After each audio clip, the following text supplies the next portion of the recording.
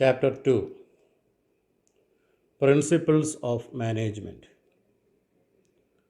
Principles are the basic truth that provides understanding and guidance to thinking and action.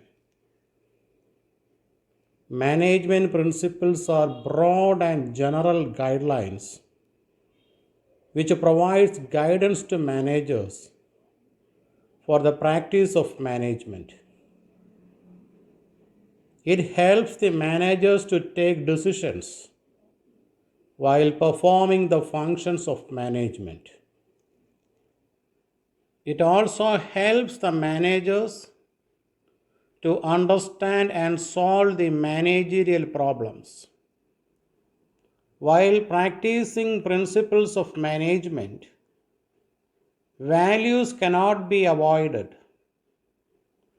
but it should fulfill social and ethical responsibilities towards society.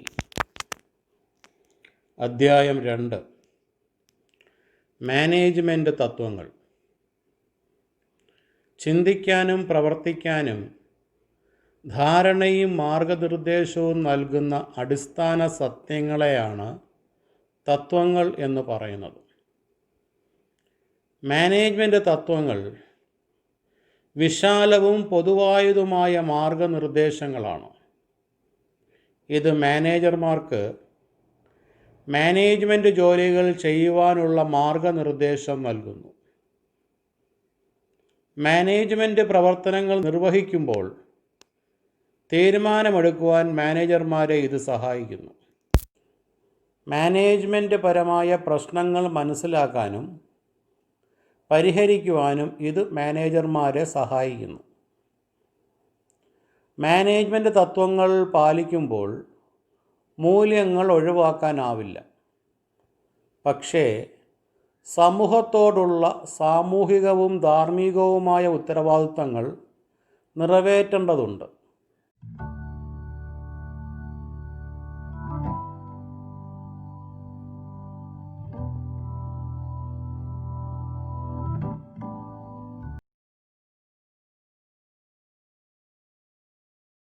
Nature of management principles. Following are the nature of management principles. 1. Universal applicability. 2. General guidelines. 3. Formed by practice and experimentation. 4. Flexibility. 5. Mainly behavioral. 6. Cause and effect relationship. 7. Contingency. Management തത്വങ്ങളുടെ സ്വഭാവം. Management തത്വങ്ങളുടെ സ്വഭാവം ഇനി പറയുന്നവയാണ്. 1. സാർവത്രിക ഉപയോഗം. 2. പൊതുവായ മാർഗനിർദ്ദേശം. 3. അനുഭവത്തിലൂടെയും പരീക്ഷണത്തിലൂടെയും രൂപപ്പെട്ടത്. 4. വഴക്കമുള്ളത്. 5. മനുഷ്യ സ്വഭാവത്തെ സ്വാധീനിക്കുന്നത്. 6. കാര്യകാരണ ബന്ധമുള്ളത്. 7. വന്നു ചേരാവുന്നത് അല്ലെങ്കിൽ അനിശ്ചിതമായത്.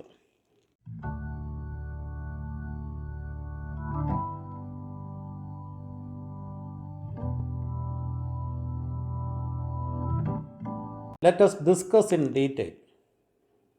1. Universal applicability. Management principles are universal and can be applied to any kind of organization. It may be a business or non-business organization, small or large organization, public or private sector, manufacturing or service sector. But the way of applying the principles would vary based on the nature of organization, business activity, scale of operation, etc. 1. സാർവത്രിക ഉപയോഗം. Management തത്വങ്ങൾ സാർവത്രികമാണ്.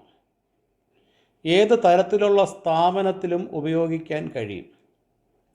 അത് business അല്ലെങ്കിൽ business ഇതര സ്ഥാപനമാകാം, ചെറുതോ വലുതോ ആയ സ്ഥാപനമാകാം, പൊതുമേഖലയോ സ്വകാര്യ മേഖലയോ ആകാം, നിർമ്മാണ മേഖലയോ സേവന മേഖലയോ ആകാം. സ്ഥാപനത്തിൻ്റെ സ്വഭാവം, ബിസിനസ്സിൻ്റെ പ്രവർത്തനത്തിൻ്റെ അളവ് എന്നിവയെ അടിസ്ഥാനമാക്കി തത്വത്തെ ഉപയോഗിക്കുന്ന രീതിയിൽ വ്യത്യാസമുണ്ടാവും.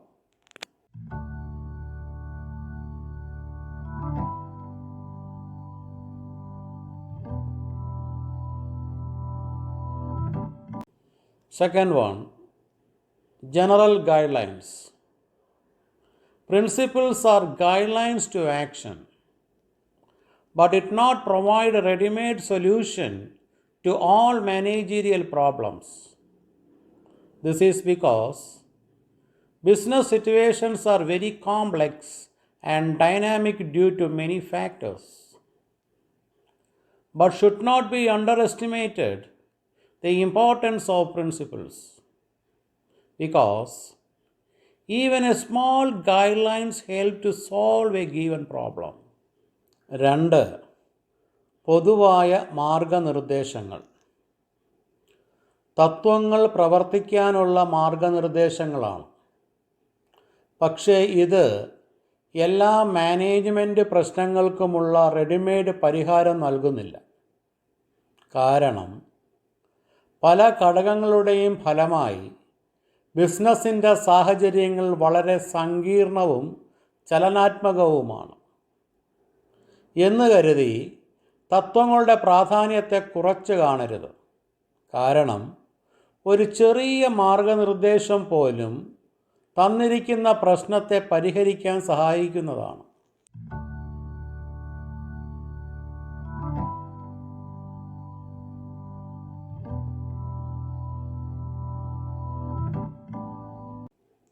Third one is formed by practice and experimentation.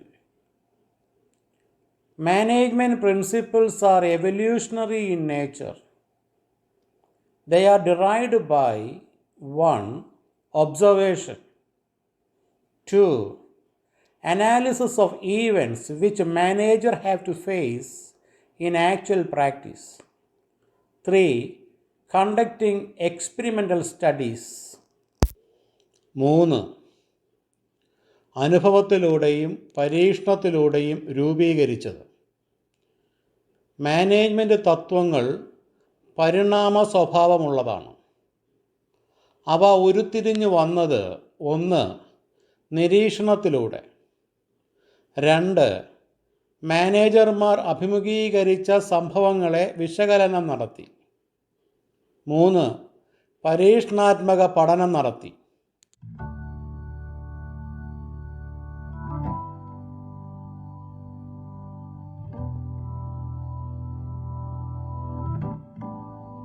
Fourth one is flexible. Management principles are flexible guidelines. They can be used under different conditions in different ways by making required modifications. Improvement and modification of management principle is a continuous process, and managers have enough discretion to do so. 4. വഴക്കമുള്ളത്. Management തത്വങ്ങൾ വഴക്കമുള്ള മാർഗനിർദ്ദേശങ്ങളാണ്. അവ ആവശ്യമായ മാറ്റങ്ങൾ വരുത്തി വ്യത്യസ്ത സാഹചര്യങ്ങളിൽ വ്യത്യസ്ത രീതിയിൽ ഉപയോഗിക്കാൻ കഴിയുന്നതാണ്. മാനേജ്മെൻറ്റ് തത്വങ്ങളുടെ മെച്ചപ്പെടുത്തലും മാറ്റം വരുത്തലും ഒരു തുടർ പ്രക്രിയയാണ്. കൂടാതെ അങ്ങനെ ചെയ്യുവാൻ മാനേജർമാർക്ക് മതിയായ വിവേചനാധികാരവുമുണ്ട്.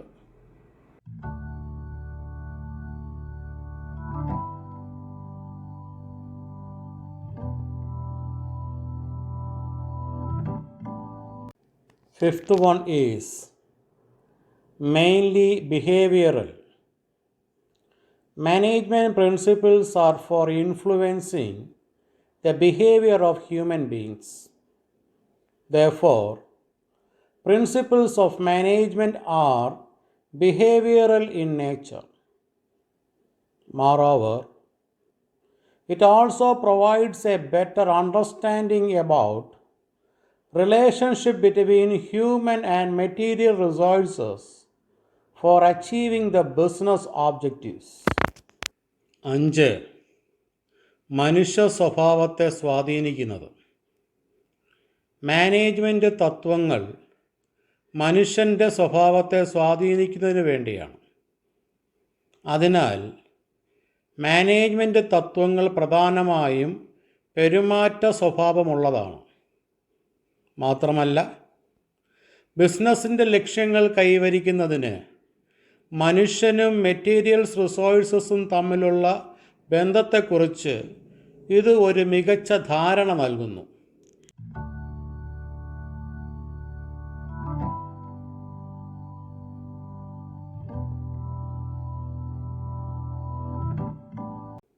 Sixth one, cause and effect relationship. The principles of management establishes cause and effect relationship. That is, what will be the result when a particular action occurs.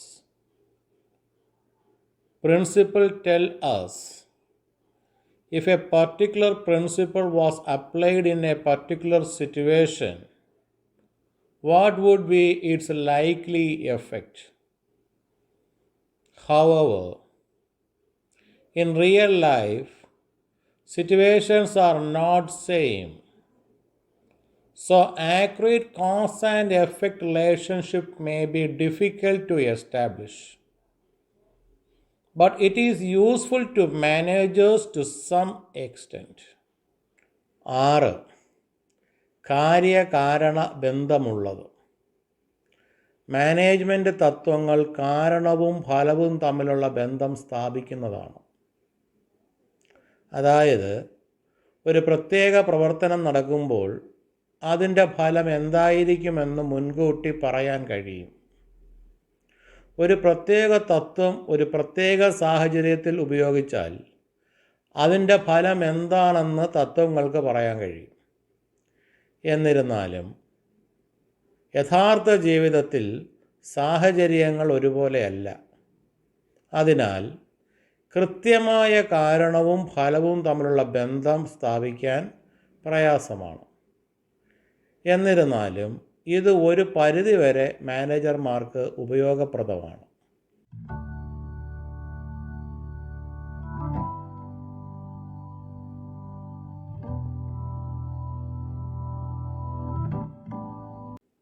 Seventh one, contingent.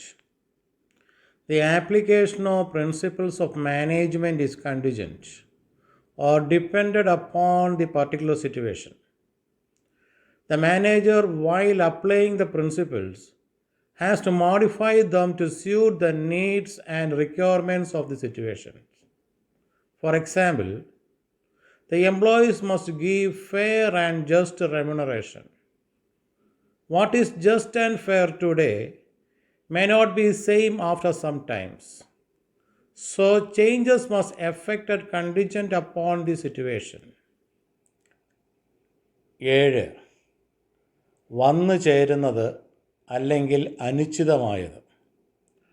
Management തത്വങ്ങളുടെ പ്രയോഗം വന്നു ചേരുന്നതാണ്, അല്ലെങ്കിൽ പ്രത്യേക സാഹചര്യത്തെ ആശ്രയിച്ചിരിക്കുന്നു. തത്വം പ്രയോഗിക്കുമ്പോൾ മാനേജർമാർ സാഹചര്യത്തിൻ്റെ ആവശ്യമനുസരിച്ച് മാറ്റം വരുത്തേണ്ടിയിരിക്കുന്നു.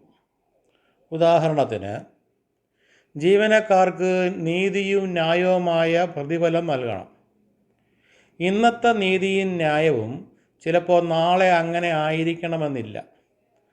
അതിനാൽ വന്നു ചേരുന്ന സാഹചര്യമനുസരിച്ച് മാറ്റങ്ങൾ വരുത്തി പ്രവർത്തിക്കണം.